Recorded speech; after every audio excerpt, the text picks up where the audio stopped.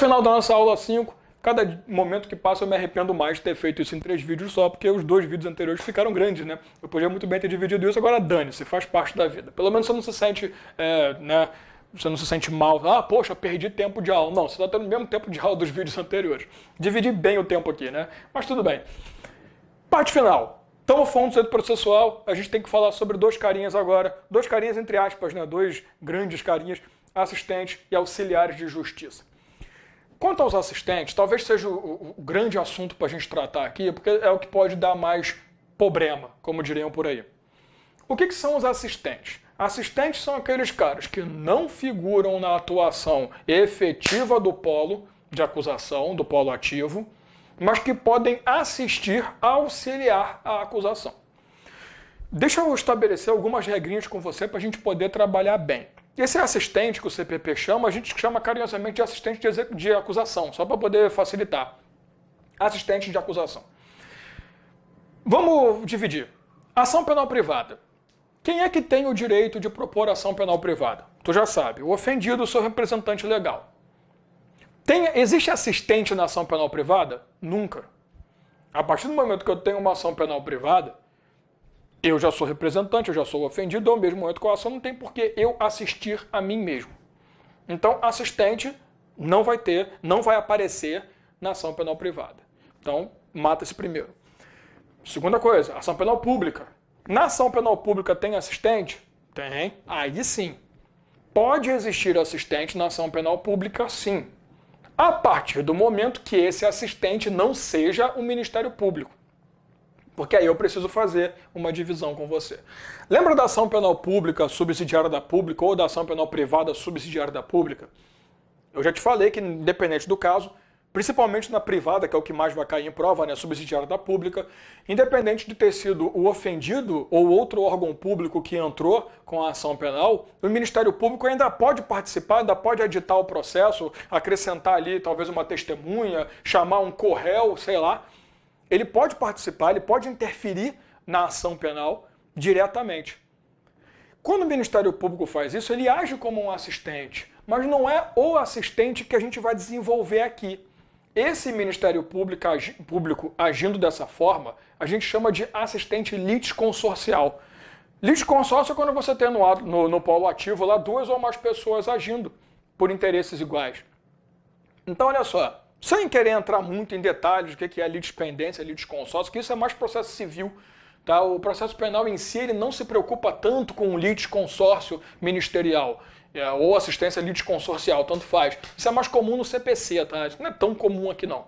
Mas, repito, esse assistente que a gente está tratando aqui não existe na ação penal privada, não existe na ação penal privada subsidiária da pública, muito menos na pública subsidiária da pública.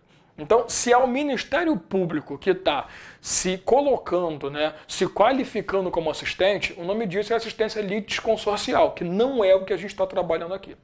O que a gente está trabalhando aqui é a outra vertente que faltou, é o terceiro detalhe. É quando eu tenho ação penal pública, condicionada ou incondicionada. Porque pensa comigo rapidinho. Eu te falei, até nas aulas passadas, em relação aos crimes contra a liberdade sexual, que quando você tem uma menor de idade, a ação penal pública é incondicionada. Mas você imagina que, normalmente, né, a mãe ou o pai dessa pessoa, desse menor, vai ficar revoltado. Aí vem o Ministério Público e entra com a ação. Sabe aquela história de se você quer bem feito, faça você mesmo? Você corre um puta de um risco do Ministério Público agir, mas de forma meio enfadonha. Então, para você poder garantir que você está acompanhando de perto o processo e, quem sabe, até mesmo apresentar testemunha, fazer ali participação de debate em tribunal do júri, por exemplo, para você que está puto pra caralho, ofendidíssimo com a parada, e você quer participar, você pode se constituir como assistente de acusação. E é esse cara que a gente tem que falar. Então, por mais que tenha ficado muito explícito isso, no caso da ação penal pública, só o Ministério Público pode apresentar denúncia, isso não pode ser entendido como uma barreira à participação do ofendido no processo. Então, por isso que na ação penal privada não tem assistente de acusação, porque o próprio ofendido já é o autor. Agora, se o Ministério Público for o denunciante, for o cara responsável pela denúncia, claro, né, for o autor do processo criminal, pode ser que o ofendido ou seu representante legal figure como assistente de acusação. É esse cara que eu preciso estudar com você. Tá? Então, o assistente de acusação necessariamente é o ofendido ou seu representante se qualificando a participar como auxiliar do Ministério Público. Então, o ofendido não é assistente de acusação na ação penal privada porque ele já é autor, então ele não pode aparecer como, porra, ele é autor e é assistente dele mesmo, isso não existe. E muito menos o Ministério Público pode ser assistente de acusação. Ele é um assistente litisconsorcial, porque eles vão agir juntos. Você vai ver a diferença, porque o assistente de acusação ele não pode fazer tudo o que o autor da demanda pode fazer. Mas vamos começar a analisar isso dentro do texto legal e eu tenho algumas regras para te mostrar. Vamos lá, vamos começar o trabalho. Artigo 268. Em todos os termos da ação pública, poderá intervir, como assistente do Ministério Público, o ofendido ou seu representante legal, ou, na falta, qualquer das pessoas mencionadas no artigo 31. Lembra que a gente estudou o artigo 31, né? A gente falou para você que o artigo, até a gente 2, quando a gente falou sobre ação penal exclusiva, privada exclusiva, que se falecer o ofendido, pode ser que outra pessoa se coloque no lugar dele. Na personalíssima isso não existe, mas aqui é da exclusiva. Então, pode ser assistente de acusação, inclusive aqueles herdeiros, tal, que a gente falou antes. Até coloquei para você o artigo 31 aí na sua apostila, tá? Mas a gente já falou sobre ele. Artigo 269, o assistente será admitido quando não passar em julgado a sentença e receberá a causa no estado em que se achar. Isso aqui é legal. O Ministério Público apresentou a demanda. Aí tá você lá acompanhando a acusação, né, a denúncia sobre o estupro do seu filho menor de idade, da sua filha menor de idade. Eu sei que é um exemplo bem pesado, mas é para você entender mesmo. Eu odeio falar sobre isso, mas faz parte. Que incomoda, né, pra cacete falar sobre estupro, tem coisas, pedofilia, tem crimes que dá vontade de se matar, né? Eu não sou muito fã não, mas vamos lá. Você tá acompanhando o Ministério Público de perto, tá ali enchendo o saco. Só que você tá vendo que tem testemunhas ali muito importantes e o Ministério Público, porra, não fala nada, mano. Aí tu se emputece, tu tem um amigo advogado, o advogado fala assim, rapaz, qualifique-se como assistente de acusação. Tu vai ver que não é tão fácil assim não, tá? Vou te mostrar a regra daqui a pouco, mas... vai lá, pede. Poxa, eu quero entrar na causa, eu quero entrar, porque eu quero apresentar também testemunha, porra, eu quero ser assistente de acusação do Ministério Público. Até porque o Ministério Público ele toma para ele a responsabilidade de agir sobre uma ação que o ofendido, por mais que o Estado ache que ele é o grande ofendido é o ofendido. Eu sei que é meio idiota falar assim, mas tu lembra quando eu te expliquei o que marca ser uma ação penal pública? É porque o Estado se ofende tanto quanto, ou até mais do que você. Mas, porra, no final, o ofendido pra cacete é a vítima, cara. Então o que a vítima pode fazer? Participar. Ela tem muito mais conhecimento da causa, ela tem muito mais coisa para oferecer, além de ficar só sendo, sei lá, interrogado pelo Ministério Público para trazer alguma coisa. Então, qualifique-se como assistente de acusação. Quando você chega lá e olha o processo, qual é o momento em que o assistente de acusação pode se apresentar? A qualquer momento. Obviamente, desde o início do processo, lógico, que para ser assistente de acusação tem que ter um processo instaurado. Olha a terminologia, olha a ideia da língua portuguesa. Não tem acusação enquanto não tem processo, porra. Então não tem uma questão de prova que afirme que uma pessoa pode ser assistente de acusação durante a fase investigatória, tá certo? Óbvio que não. Porque para ser assistente de acusação tem que ter acusação, cacete. E na fase investigatória eu não tenho acusação. Eu estou apenas levantando, lembre-se, elementos informativos para poder aí sim criar acusação. Então aqui é só no processo. Desde a instauração do processo até o trânsito em julgado, eu posso me constituir, me qualificar como assistente de acusação. Pensa no seguinte, sentença, o cara foi absolvido. Eu fiquei puto, o Ministério Público não fez nada. Eu posso me qualificar como assistente de acusação para recorrer? Posso. Então, nada impede que eu entre como assistente lá para frente no processo. Só que olha que a regra fala, nada vai mudar porque você chegou. Tu não é nada. Tu vai chegar lá, opa, apareceu um assistente de acusação. Meu Deus, vamos voltar do zero o processo. Não. Tu vai entrar no processo da forma que ele está. Se já passou o momento das testemunhas, mas eu quero apresentar testemunha, amigo. Já acabou o prazo para alegação final, já acabou o prazo de recurso. Eu não vou contar prazo de novo porque você apareceu como assistente.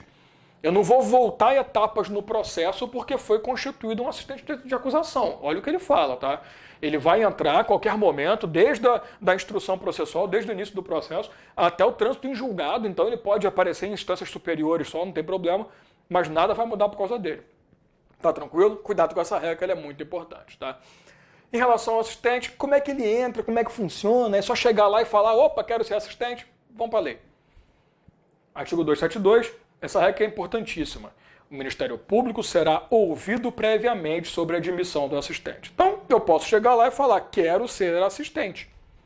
Eu quero ser o assistente da parada. Agora, isso não quer dizer que você será aceito. Porque, primeira regrinha básica. Aliás, tem várias regras, né? Primeira regra básica, você tem que ser um legitimado. Então não é qualquer um que pode ser assistente de acusação, é só o ofendido, representante ou herdeiros, no caso lá de falecimento. Tem que ter legitimidade. Segundo, para você ser assistente de acusação, tu também não vai sozinho, tu tem que ir com um advogado. Então quando você se qualifica assistente de acusação, você vai levar um advogado para falar por você, porque você não vai virar advogado, porra. Ou defensor público, que seja, mas você tem que levar alguém com você. Agora, a regra mais importante, o Ministério Público tem que ser ouvido. Se o Ministério Público chegar e falar assim, não quero esse cara aqui porque ele vai encher a porra do saco, ele vai atrapalhar. Eu posso fazer alguma coisa? Artigo 273. Do despacho que admitir ou não o assistente, não caberá recurso, devendo, entretanto, constar dos autos o pedido e a decisão. Então vem para cá para a gente poder firmar isso aqui legal, finalizar isso legal. O que eu preciso para ser assistente de acusação? Primeiro, ter legitimidade, óbvio. Segundo, constituir advogado ou receber um defensor público, defensor lá pelo juiz. Terceiro, ser aceito pelo Ministério Público. Então imagina, eu tô lá, sou legitimado, tenho advogado. Porra, se dei bem, né? Como diriam por aí. Não, não se deu bem porra nenhuma. Tu vai sair correndo, chegar lá e falar, quero ser assistente de acusação. O Ministério Público vai olhar e falar, não quero você. Ah, mas eu quero, pelo amor de Deus. O que o 273 falou? Não cabe recurso. Então, se por acaso, claro, o despacho que vai negar a tua aceitação, a aceitação do assistente de acusação, tem que estar lá fundamentado, tudo bonitinho. Mas não cabe recurso. Assim como também o despacho de aceite. Se você chegar lá e falar, quero ser assistente, o Ministério Público aceitar a sua participação, a sua entrada no processo, o réu não vai poder recorrer também. Então, é para lá e para cá, tá? É tanto para aceitar quanto para negar a participação. Não cabe recurso, beleza? Vamos a algumas regrinhas aí esparsas que são interessantes também de ver. Artigo 270. O corréu no mesmo processo não poderá intervir como assistente do Ministério Público. Tu imagina? Tu tá lá como corréu e você quer aparecer como assistente do Ministério Público para poder tentar limpar a sua cara. Cara, isso seria ridículo. Porque olha só, corréu tá no polo passivo, o Ministério Público tá no polo ativo. Aí você e o outro cara, tu pensa assim, quer saber? Eu vou deixar isso na merda. Chega, seu juiz, eu quero ser assistente de acusação do Ministério Público, quero ajudar o Ministério Público a acusar ele, para ele ser sentenciado e, consequentemente, eu ser absolvido. Não, o CPP não aceita isso. O CPP não aceita trairagem entre bandidos, tá? Ou entre pessoas que têm que ser absolvidas também, né? Sacanagem falar bandido. Artigo 271, ao assistente será permitido propor meio de prova. Olha o que pode fazer o assistente. Requerer perguntas à testemunha, aditar o libelo, apresentar aditamento ao processo. Por exemplo, como eu te falei, acrescentar testemunhas se o rol não tiver já todo completo, apresentar provas, né? E os articulados, participar do debate oral. Interessante, participar do debate oral. Ainda mais em tribunal do júri, isso aqui é legal. Arrazoar recursos interpostos pelo Ministério Público ou por ele próprio, nas causas dos artigos 584, aí não interessa tanto esse artigo por enquanto, porque a gente vai falar disso lá para frente. Parágrafo 1º, quando a gente falar de recursos e tal, o juiz ouvido do Ministério Público decidirá acerca da realização das provas propostas pelo assistente. Então, o assistente de acusação chega e fala, ó, tenho novas provas aqui a constituir, a apresentar. O juiz tem que chamar o MP e falar, o que tu acha? Essa porra tá maluco ou ele tá certo? Parágrafo 2º, o processo prosseguirá independentemente de nova intimação do assistente, quando este intimado deixar de comparecer a qualquer dos atos de instrução ou julgamento, sem motivo de força maior devidamente comprovado. Então, se por acaso o assistente não aparecer, dane-se, eu não vou conduzir ele coercitivamente, tô nem aí, porque ele é só um assistente. Ele não é nada demais, ele tá ali para ajudar. Se ele não foi, é porque ele não tá afim de ajudar, então dane-se, vai para casa do cacete. Então, olha só.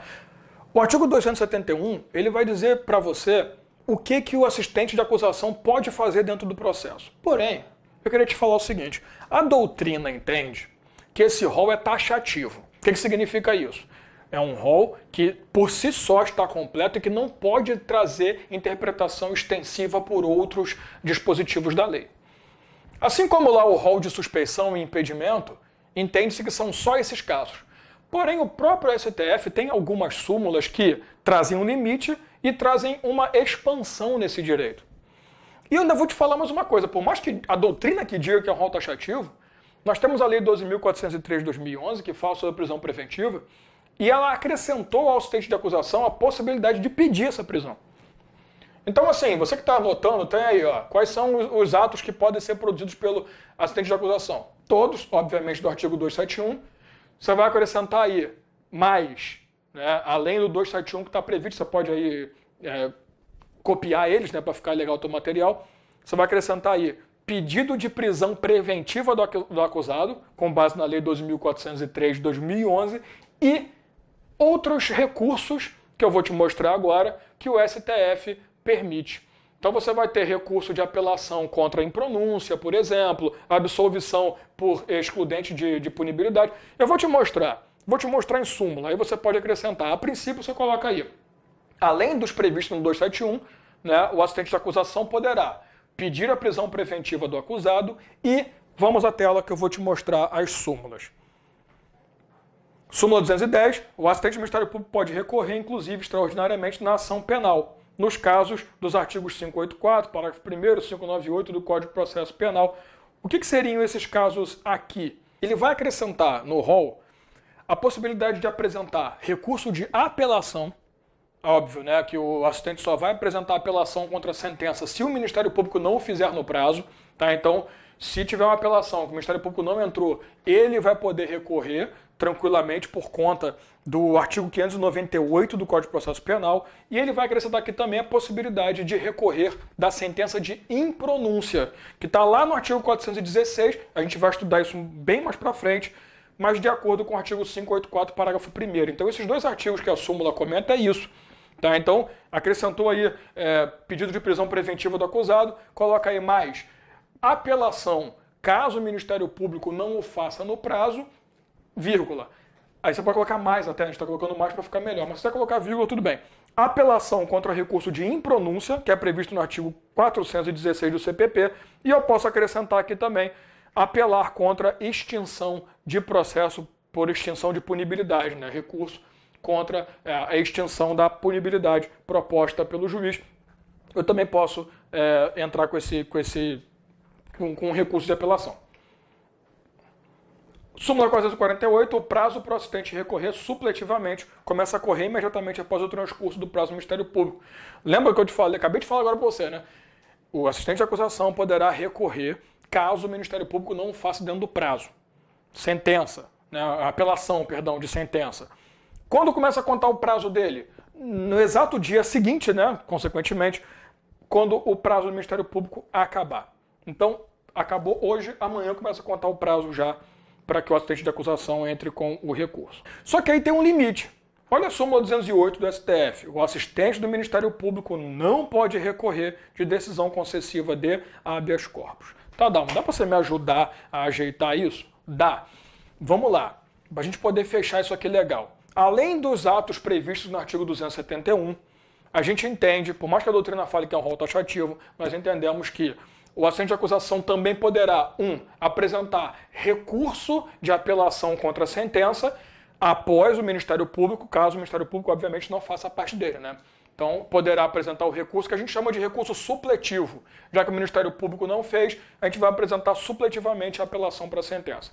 Outra coisa, eu posso apresentar também a apelação contra a sentença de impronúncia, artigo 416 do CPP, e também entrar com recurso contra a extinção de punibilidade. Além de pedir prisão preventiva do acusado, como já foi explicado. Então são esses casos aí que o assistente de acusação poderá também agir, são os atos. Agora lembre-se, existe um recurso que ele não vai poder entrar, que é o recurso contra a concessão de habeas corpus. Então se o cara lá foi concedido habeas corpus para ele, eu como assistente de acusação, não vou poder recorrer. Só quem pode recorrer é o Ministério Público naturalmente. Tá tranquilo? Então, atuação ordinária, Ministério Público, extraordinária, assistente de acusação. Fechou? E para a gente matar os auxiliares de justiça. Aqui acabou, beleza, matamos o assistente. Auxiliares de justiça são aqueles caras que são convocados para participação como peritos, intérpretes, que vão ajudar em alguma coisa quando necessário. Vamos para a lei logo para a gente matar isso aqui. Primeira coisa, artigo 281, eu vou fazer de trás para frente por uma questão de lógica, que fica muito mais fácil você entender. Os intérpretes são, para todos os efeitos, equiparados aos peritos. Então, para o CPP, intérprete e perito é a mesma coisa em relação às ordens. Claro que cada um tem a sua atuação, mas em relação às regras que a gente vai trabalhar, vale para os dois. Então, tudo que ele fala só perito, você aplica também para o intérprete, tá? Artigo 280 é extensivo aos peritos, no que lhes for aplicável, dispositivo sobre suspeição de juiz. Olha só, não existe, não naturalmente, pelo menos aqui, assim, em relação ao trabalho que a gente fez com o juiz, lembra que eu te falei? Tudo que foi impedimento e suspeição de juiz vale para todo mundo. Mas no caso de peritos e intérpretes, eles vão ter uma regra de impedimento próprio. Então a suspeição é a mesma, mas impedimento é diferente. Diferente nem tanto, né? Você vai ver. Está no artigo 279. Não poderão ser peritos. Então isso aqui é impedido. Ele não pode. Inciso 1º, que estiverem sujeitos à interdição de direito mencionado nos incisos 1 e 4 do artigo 69 do Código Penal. Vou te falar uma coisinha chata. Esquece esse inciso 1º.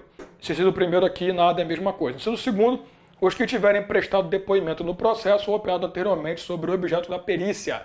Então ele não pode ser perito se ele já deu opinião ou se ele já participou como testemunha. Então, obviamente, já deu depoimento, né, melhor dizendo, obviamente ele não pode ser um perito. Analfabetos e menores de 21 anos. Deixa eu só te falar uma coisa rapidinho. Não estranhe o Código de Processo Penal falar menor de 21 anos. Porque lembre-se que o nosso CPP, 41, né? E aquela época, isso só foi mudar com o Código Civil de 2002. A gente tinha uma diferença entre maioridade civil e maioridade penal. Maioridade penal a partir de 18 anos, maioridade civil a partir de 21. Então é muito comum você encontrar no Código de Processo Penal menor de 21, blá blá blá, porque tinha essa distinção. A questão é, isso não existe mais, mas nada impede que seja cobrado na prova a literalidade da lei. Então se ele colocar para você assim, segundo o Código de Processo Penal, não poderão atuar como peritos analfabetos e menores de 18 anos, tá certo? Não. Porque o Código de Processo Penal diz que são analfabetos e menores de 21. Agora, se ele colocar lá, não poderão atuar como perito, você já sabe que é ou pelo CPP ou pela norma normal, né? Ou pela lógica da justiça, pela jurisprudência. Então, se ele colocar lá menor de 18, se for a única opção plausível, né? Porque se ele colocar também menor de 18 e menor de 21, você vai no menor de 21. Você vai pela lei do CPP, que é questão de processo penal, vai pela lei. Mas não vai fazer isso. Você só vai mesmo levar 21 se ele expressamente colocar segundo o texto do CPP, porque a única opção que vai ter lá vai ser menor de 18. Se for a única certa, claro, né? Tu vai marcar e tranquilo. Então é importante isso, tá? Maioridade penal e civil não existe mais essa discrepância, porém, isso não é da época. E nada impede a banca cobrar texto da lei. O juiz nomeou um perito, que é o juiz que nomeia, tá? Não sou eu, parte, nem autor, nem réu, nem acusação, nem acusado. Quem nomeia perito ou intérprete é o juiz. Eu posso reclamar? Não. Vamos para a lei. Muito importante, artigo 276. As partes não intervirão na nomeação do perito. Então ninguém tem que aceitar. É ato privativo do juiz nomeação de perito e intérprete. Ah, mas eu não gostei. Dane-se. Se mata. Artigo 277. O perito nomeado pela autoridade será obrigado a aceitar o encargo sob pena de multa de 100, 500, R$1.000 de novo, né? Salvo escusa atendível. Mesma regra que a gente falou do defensor, vale para o perito e, obviamente, para o intérprete, por extensão. Parágrafo único, incorrerá na mesma multa o perito que, sem justa causa, provado imediatamente, deixa de acudir à intimação ou ao chamado, não comparecer no dia e local, não der o laudo. Então, tudo que o perito não fizer, ele vai ser multado. Aqui também não tem como falar em aplicação de sanção, porque não tem o estatuto do perito, né? Não tem o estatuto do intérprete. Para o defensor tem multa e aplicação de sanção de acordo com a lei. Perito e intérprete só multa. Então, tudo que cair na prova dizendo que o perito não fez e também não justificou, ele vai ser multado. Agora, ele não fez, mas justificou previamente, está liberado. Por fim, artigo 278, no caso de não comparecimento do perito, sem justa causa, a autoridade poderá determinar a sua condução. Então, é igual testemunha, né? O perito não apareceu, o intérprete também não apareceu, também não deu motivo, o juiz pode ir lá, poder de polícia administrativa, manda trazer esse desgraçado. Tá? Então, morreu. Fechou. Esses são os sujeitos processuais. Não é difícil, né? É um assunto bem tranquilinho. Só cuidado com as súmulas, cuidado com... Você notou que em dados momentos a gente chamou atenção para algumas coisas mais pesadas? É isso que cai na prova. Então, aqueles focos mais pesados que a gente fez, por exemplo, suspeição e impedimento de juízo e, consequentemente, do resto também, quais são os efeitos? Se você não levar advogado ou defensor, ou não tiver um defensor dativo dado a você, o que vai acontecer? Se o defensor dativo não fizer um trabalho decente, que a gente depende muito da advocacia eficiente. Então, esses pontos principais, os atos do assistente de acusação, o que ele pode fazer, são os mais cobrados em prova. Tá? Então, esses que a gente deu um foco maior é que você vai ter que revisar mais. Mas, assunto tranquilo, tá? Então, matamos aqui sujeitos processuais. Fechou? Então, beleza. Até a próxima aula.